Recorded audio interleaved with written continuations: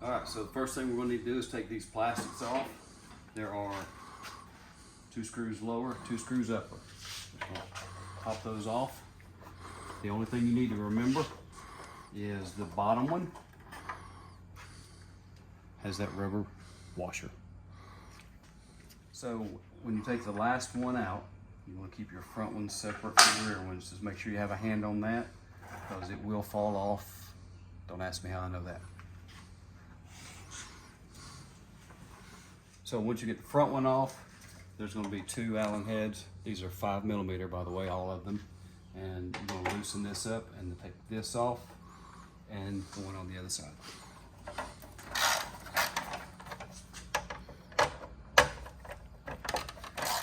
When you go to reassemble and you put these back on, this has a little shoulder on it. If you're not careful, that shoulder will catch and you think you're tight, but make sure that fits right back down into the hole. It'll be flush. This is a 6mm Allen head. This is the only bolt that holds this caliper on, and just gonna loosen that up and it'll come right off. So then once you get this bolt out, it just slides right out, and there's your pads. Got a little thin there, so we're gonna put some new ones on. All right, so your pads are held on by just this one. You're gonna take that cap off, rubber cap. There's a 5mm Allen head right there. Gonna break that loose. Might be better if you broke that loose, but it was really not that tight. That pin goes through your pads there, and we're just gonna pull that and the pads are gonna fall right out.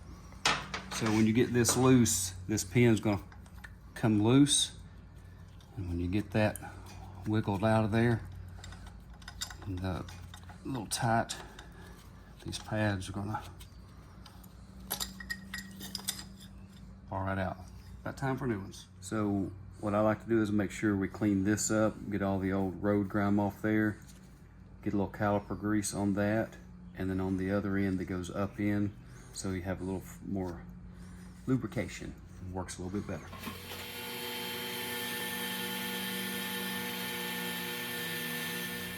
So just a little caliper grease there on your pads.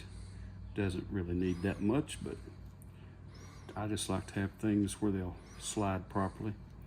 And slicker it up, and we're just gonna go kind of backwards of what we did there just a minute ago. Slide these in, the pin will go back in. They only fit one way, so you can't screw it up. So if I can do it, you can do it. So ready to reassemble, and we'll see if how smooth this operation goes here. Gotta get that, you can see the notches there. We'll just go in. You need about 3 hands is what you need here, apparently, because 2 ain't enough. Let's see how bad I can screw this up here. If I didn't have to use my cameraman, I could have him help me.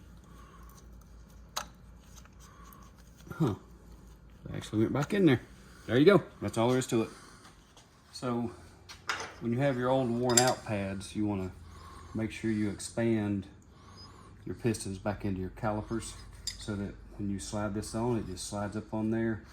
This bolt, and then here's your brake pads, the bolt that retains the brake pads.